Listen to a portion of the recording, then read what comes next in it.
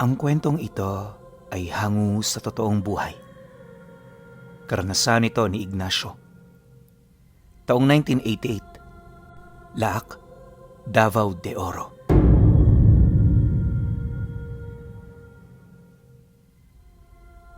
Noong mga panahong ito, kasagsagan ng pagkauso ng mga agimat at mutya sa Laak.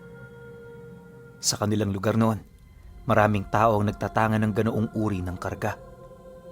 Kesyo yung iba, pinalimusan nila, binili sa mga manlalako at ipinadala ng mga kamag-anak nila mula sa malalayong lugar. Malimit itong sinusuot ng mga tao, hindi para sa proteksyon, bagkus ay para maipakita ang kanilang estado pagdating sa lihim na karunungan.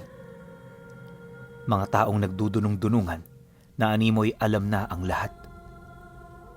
Akala nila ikinagaganda yon ng kanilang imahe, pero para kay Tandang Ignacio at sa iba pang mga lehitimo, nakakasuka ang ganoong uri ng tao. Katunayan, isa ito sa mga rason kung bakit mas pinipili niyang manatili sa bahay kaysa makipagsalamuha sa baryo. Alam niya kasing maliban sa mga chismis, pawang mga kasinungalingan lang ang kayang sabihin ng mga ito. Bilang taong may paninindigan, hindi niya masisikmura ang ganon, kaya para hindi makapanakit, mas mainam na umiwas na lang. Ang problema, kahit anong gawin niya, tila bang nagkukusang lumapit ang mga tentasyon. Akala noon na Ignacio, habang buhay na niyang maiiwasan ng mga ganoong basurang tao, pero ilang buwan lang ang lumipas pagkasapit ng taong ito, nang medyo malapit na ang Biyernes Santo, may napansin siyang mangilan-ngilang mga grupo na panay na ang paghahanap ng mga mutya malapit sa pamamahay niya. Yung iba, nagdadala pa ng kung ano-anong alay, at tuwing hapon, sasama yun doong nagdadasal ng mga engkantasyong Latin na halos mali-mali naman. Ayon sa kanya, totoong orasyon ito sa paghahanda para kumuha ng karga, ngunit masyado yung mapanganib kapag mali ang pagkakasambit. Bukod kasi sa hindi ito gagana, makakapukaw din ito ng atensyon ng mga demonyong umaaligid. Noong una, kahit labag sa loob niya, pinili niyang palampasin ang kanyang mga naririnig, pero nung 3 araw na ang nakalipas na hindi pa rin tumitigil ang mga ito, dito na nagdesisyon si Ignacio na makialam. Isang hapon, habang siya ay nagkakape sa labas ng kanyang bahay, nasipat niya ang mga taong yon na taimtim na nagdarasal sa harapan ng isang malaking bato. May pinatay na rin itong manok, at nung makarating siya sa lugar kung saan ito gumagawa ng panata, nakita niya ang isang malaking ritual na gawa sa purong dugo ng hayop. Kakaiba ang simbolong nilikha ng mga ito, at base sa kanyang pananaw, hindi ito mga simbolong malimit na ginagamit ng mga antingero. Dahil sa pangyayari, agad naman niyang inagaw ang librong pinagkukuhanan nito ng dasal, sabay tadyak sa isang matandang lalaki na pinaghihinalaan niyang pinuno ng pangkat. Matapos naman niya itong gawin, bahagya namang natigilan ng lahat ng naroon habang tahimik na nagmamasid sa kanya. May mangilan-ngilan na rin sa mga ito ang nagpakita ng galit, kaya bago pa man lumala ang sitwasyon, nagpakilala na siya. Pagkarinig naman ng mga ito sa kanyang pangalan, dito palang unti-unting bumaba ang tensyon sa pagitan nila. Alam kasi ng mga taong yon kung sino siya at kung ano ang kanyang kayang gawin. Hindi man sa pagmamayabang, pero marami ang humahanga noon kay Tandang Ignacio. Nung kabataan niya kasi pinuno, talaga namang isa siya sa mga bantog na antingero sa lugar. Marami na rin ang namatay sa kanyang mga kamay, gayon din ang gumaling mula sa malubhang karamdamang minsan nilang pinagdaanan. Dahil sa ganun niyang pagkatao, hindi siya makakalimutan ng mga to, kahit halos 1 dekada na siyang nagretiro. Ipinagpapasalamat naman ito ni Ignacio, gawa ng sa pamamagitan nito, nararamdaman niya pa rin ang pagmamahal ng iilan. Matapos naman niyang mailahad kung sino siya, gulat at pagtataka ang bumalot sa mga taong nagpapanggap na antingero. Makalipas pa ang ilang minuto, bawat isa sa mga ito matyagang naghihintay sa mga bagay na kanyang sasabihin. Halos ilang taon na rin kasi ang nakakaraan magmula noong nakita nila si Tandang Ignacio. Sa pagpapatuloy ng kanyang pagmamasid, wala siyang nakita sa mga yon na karapat dapat magtangan ng lihim na aral. Napansin din niyang ang mga agimat na suot nito ay gawa lamang sa simpleng bato, kahoy at tanso. Nasisiguro rin niyang mangmang ang grupo, kaya sa halip na makiusap, pinagalitan niya ang mga ito. Wala bang nakapagsabi sa inyo na hindi lahat pwedeng maging antingero? Ikaw, Tanda, ano bang gusto mong patunayan sa buhay mo? Alam mo nang delikado, ginagawa mo pa rin.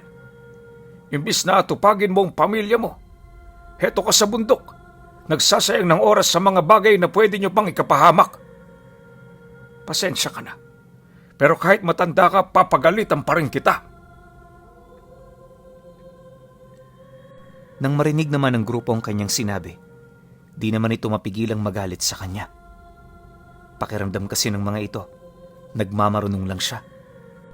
Hindi rin kumbinsido ang iba na siya nga si Tandang Ignacio, lalo pat mag-iisang dekada na rin nila itong hindi nakikita. Dahil sa ganoong rason, imbis na sumunod sa kanya, pinagmumura siya ng iilan sa mga ito. Sinabihan din siya nitong manahimik at huwag makialam kung ayaw niyang masaktan. May dalawang lalaki na rin noong lumapit sa kanya na animoy may gagawing hindi kaaya-aya. Nang mapansin naman ito ni Ignacio, agad naman siyang nag-usal at pagkaihip na pagkaihip niya nito, yung dalawang lalaki bigla na lamang napaluhod at kalaunay na pahandusay sa lupa. Nagpupumilit pa itong gumalaw pero inabisuhan niya itong wag nila itong gagawin dahil sa mga sandaling yon, kasing rupok ng lumang kahoy ang kanilang mga buto. Yung isa nakinig, habang yung isa naman nagpumilit pa ring tumayo hanggang sa mabalian na ito ng binti. Dahil sa pangyayari, hindi naman maiwasang magulat ng mga kasamahan nitong nagmamasid. Para naman maibsan ang nararamdaman sakit ng kasama nila, dali-dali nila itong nilapitan para mapakalma.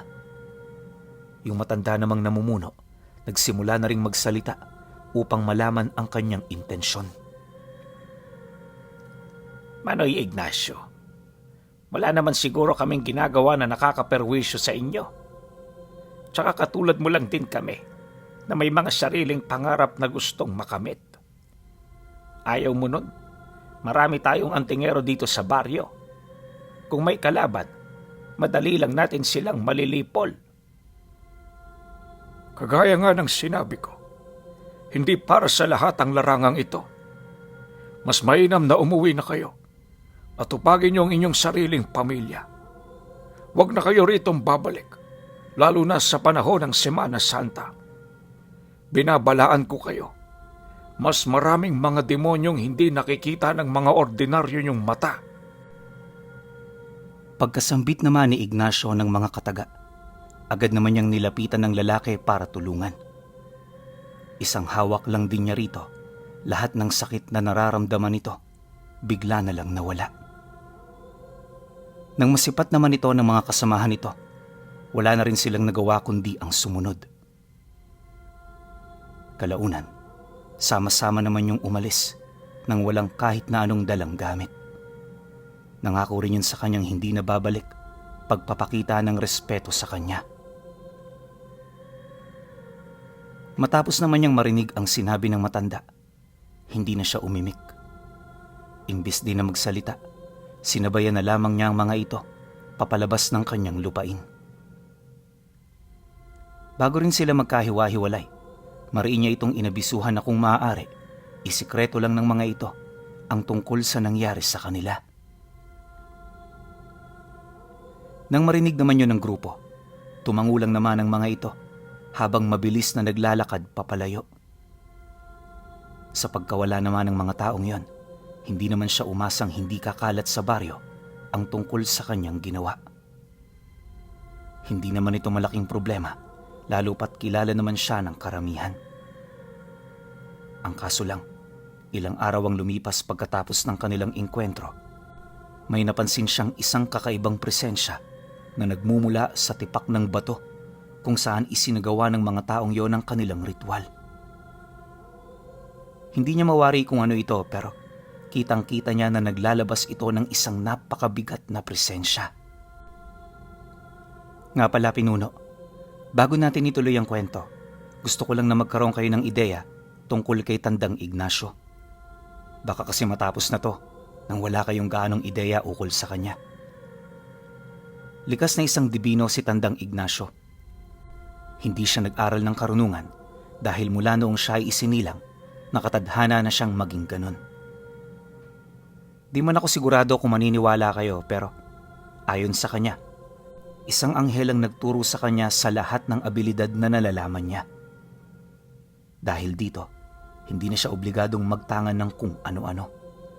Literal na purong talino ang kanyang sandata sa kahit na anong laban. May kakayahan din siyang tuparin ng lahat ng naiisip niya na isa sa pinakamalakas niyang karga. Dagdag pa niya na, kaya rin niyang gumamit ng mga elemento, depende na lamang kung gaano kalakas ang kanyang katunggali. Ang ganoong kakayahan ni Ignacio Pinuno ang nagluklok sa kanya sa pinakamataas na pwesto na pwedeng upuan ng isang taong may malalim na kaalaman pagdating sa lihim na karunungan. Siya rin ang batayan ng lahat pagdating sa karunungan ng kanan. Karamihan din sa nakakakilala sa kanya, pawang mga matatandang manggagamot at antingero na ilang dekada nang nabuhay sa ganoong larangan. Ayon pa kay Tandang Ignacio na marami siyang kaibigan sa iba't ibang panig ng bansa na nakakausap lamang niya sa pamamagitan ng mga mensaheng ipinapadala gamit ang palipad hangin. Nabanggit din niya na kaya siya sa lugar ng laak na destinong magtagal ay dahil sa kokonti lamang doon ang nakakakilala sa tunay niyang pagkatao. Isang rason kung hangad niya talagang mabuhay ng simple at malayo sa anumang gulo. Pero hindi ibig sabihin nun wala na siyang ibinibigay na tulong sa kapwa niya. Araw-araw kasi, ginugugol niya ang halos kalahati nito sa pagtulong sa mga kaibigan niyang naghahanap ng kasagutan ukol sa kinakaharap nilang mga problema. Hindi rin siya nagsisilbing instrumento ng mga manggagamot na nasa malalayo para magampanan nito ng maayos ang kanilang mga trabaho. Ngayon, kilala niyo na kung sino si Tandang Ignacio. Itutuloy na natin ang kwento. Matapos niyang masilayan ng ganoong kabigat na enerhiya, agad na pumasok sa isip niya yung mga taong gumagawa ng ritual. Nababahala man para sa kanilang mga kaligtasan, alam niya sa kanyang sarili na hindi siya maaaring pumigil sa tadhanang malapit ng mangyari. Makalipas pa ang ilang minutong pagmamasid, pag-ihip niya ng dasal sa kanyang kamay, agad naman niyang isinelyo ang ukang naglalabas ng masamang enerhiya. Maya-maya pa, nang masiguro naman niyang sarado na ito, bumalik siya sa kanyang pamamahay para gumawa ng mensahe sa mga kaibigan niyang albularyo na nakatira sa baryo. Sa tulong ng kaibigan niyang Anggitay, agad naman niyang napadala ang kanyang ulat. Ilang araw pa ang lumipas, dumating ang dalawang albularyong nagngangalang Agor at Armenio. Ang dalawang albularyong yon, ang pangunahing pinagkakatiwalaan ni Ignacio sa laak, kaya ito ang nais niyang unang makaalam sa pangyayaring kanyang nasaksihan. Pagdating naman ito sa kanyang tahanan, matyaga naman yung naghintay sa kanya sa labas. Magkakalahating oras din yun doong umupo hanggang sa masipat na siya nitong bumaba ng bahay. Paglapit naman niya sa kanyang mga bisita, agad naman siya nitong binati, sabay abot ng inuming kanina pa nila tinimpla. Pagkakuha naman niya rito, mahinahon naman siyang tinanong ni Agor ukol sa mga bagay na gusto niyang pag-usapan. Dagdag pa ni Armenio na may kutob silang mabigat ang kanyang dahilan dahil bihira lang sila nitong ipatawag ng personal, lalo na kung wala itong mahalagang pakay. Matapos naman itong mailahad ang kanilang nais, dito na rin nagsimulang magsalita itong si Agor. Mawalang galang na ho sa inyo, Tandang Ignacio. Pero pwede ho ba naming malaman kung ano ang dahilan ng pagpapatawag ninyo? Huwag naman ho sanang masama ang balitang to sapagkat papalapit na ang Semana Santa. Kailangan din ho naming maghanda para mapalakas ang aming mga karga. Nang marinig naman ito ni Tandang Ignacio, dito niya dahan-dahang ibinaba ang iniinom niyang tsaa. Sa halip di na magsalita, lumapit siya kay Agor kasabay ng marahan niyang paghawak sa mga karga nitong nakikita niya. Matapos nun, inusalan niya ito ng taimtim, sabay sagot dito ng, Hindi nyo na kailangan pang magpalakas. Ako na mismo magbabasbas sa inyong mga karga para magamit nyo ang kabuuan ng antas ng mga kapangyarihan nila. Bago kayo umalis dito, sinisiguro ko na yan sa inyo. Agor, wala na tayong panahon ngayon para sa mga ganyan. Noong nagdaang araw, may nakalabas na mga espiritu malapit dito sa lupa ko. Gawa ito ng mga nagpapanggap na antingero sa baryo. Napigilan kong iilan sa kanila, pero hindi ako sigurado kung gaano karami ang nakalabas. Dahil kayo ang nasa baryo, gusto kong pag-aralan yung kanilang mga ikinikilos. Ano man ang mapansin ninyong kakaiba, ipagbigay alam nyo sa akin. dagdag pa ni Tandang Ignacio na, iwasan nilang magpakakampante kahit nasa sukdulan na ng mga antas ang kanilang mga gamit sa kadahilan ng ibang-iba ang mga espiritong lumabas sa isinelyo niyang lagusan. Mariin din niyang pinaalalahanan ng dalawa na kapag hindi nila kaya ang mga bago nilang kalaban, huwag silang magdadalawang isip na humingi ng tulong sa kanya.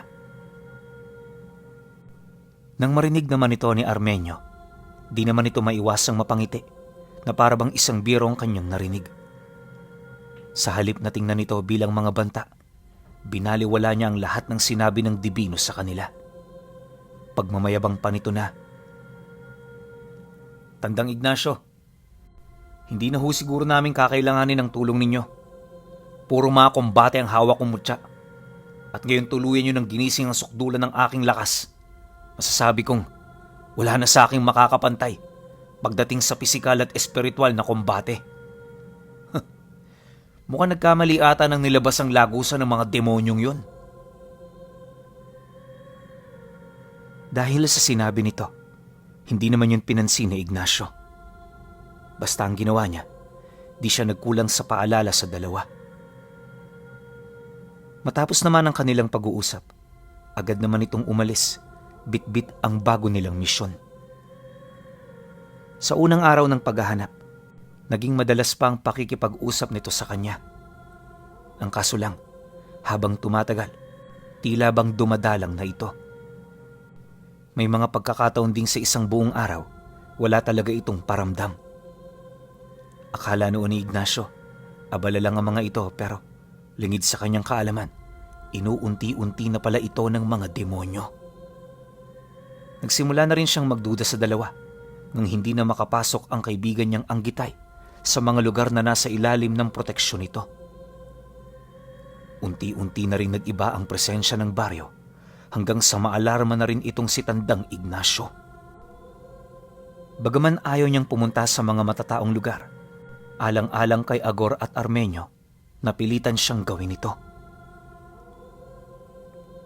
Isang umaga, nang mapagtanto niyang wala na talagang balita sa dalawa, dito na siya bumaba ng tirahan niya.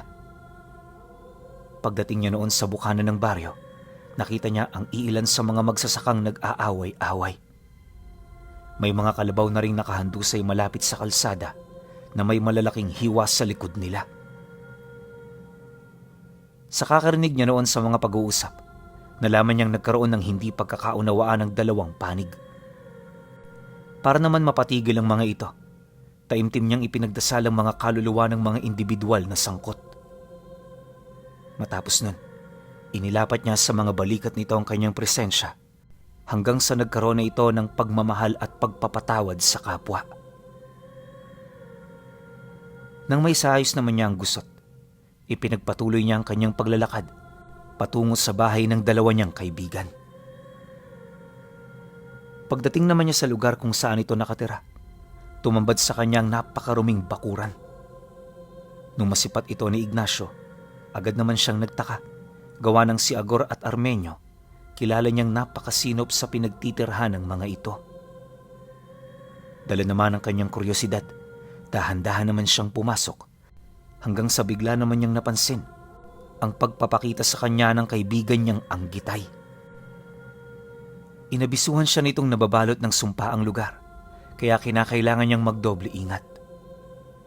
Nang marinig naman niya ang babala nito, dali-dali naman niyang binuksan ang pinto hanggang sa makita niya si Armenio na nakaluhod sa altar habang napapalibutan ng asin at makabuhay.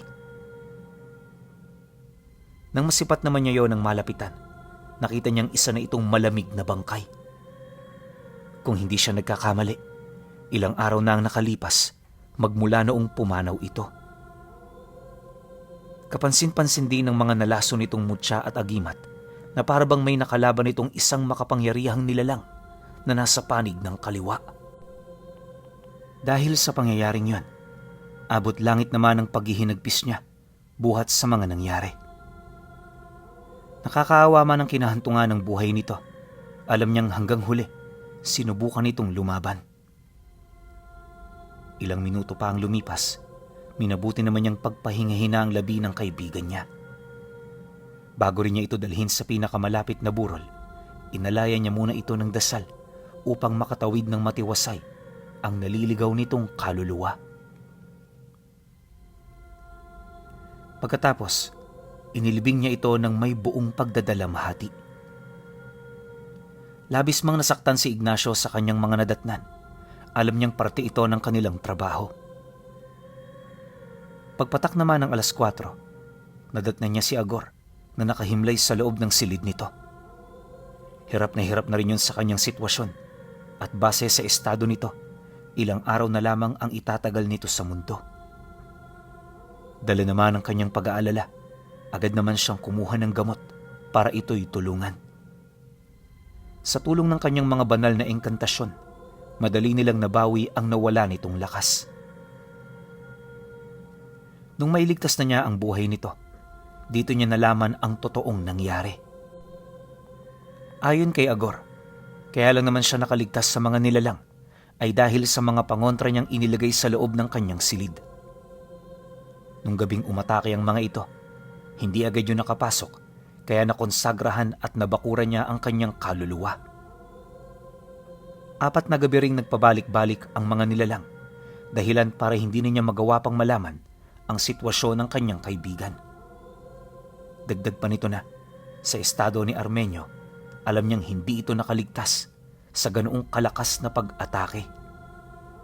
Nabanggit din ni Agor kay Tandang Ignacio na ang mga nilalang na sumugod sa kanila ay walang katawang lupa. Basta, nakita niya itong binabalot ng kadiliman ng kanilang mga espiritu na animo yon ang nagsisilbi nilang kalasag.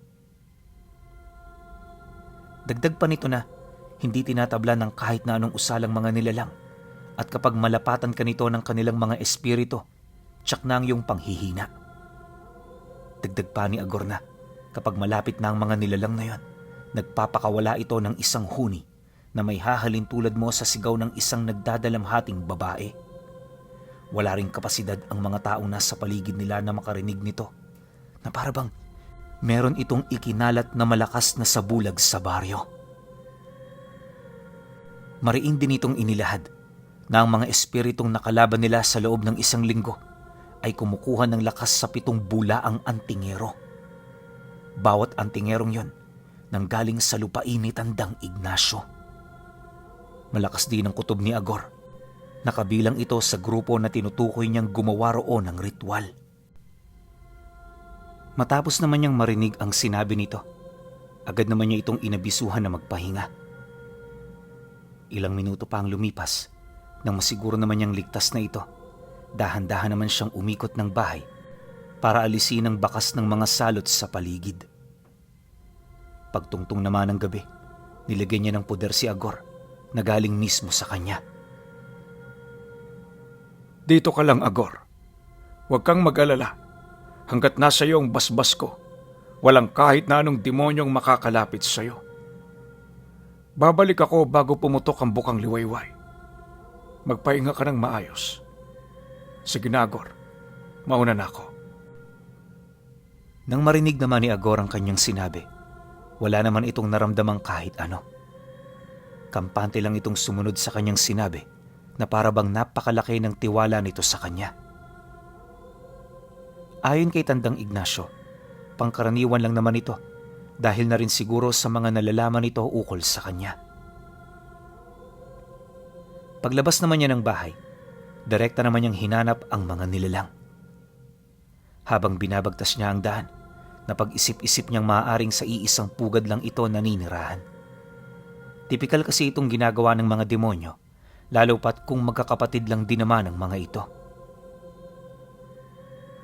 Ilang minuto pa ang lumipas, nang masuyod na niya ang iilan sa mga eskenita, napansin niyang parang wala roon ang presensyang hinahanap niya.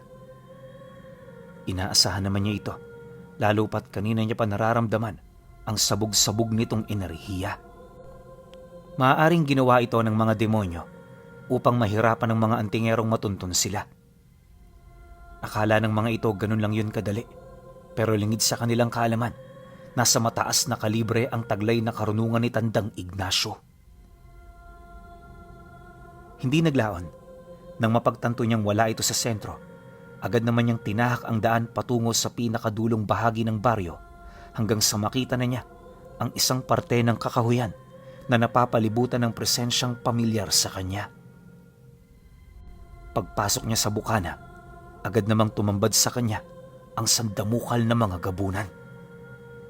Bawat isa sa mga ito maiging nagmamasid sa malayo, animoy naghihintay ng pagkakataon para umatake. May iilan na rin sa mga nilalang ang mayat mayang nagaangil na parabang hindi na ito makapaghintay na sumugod.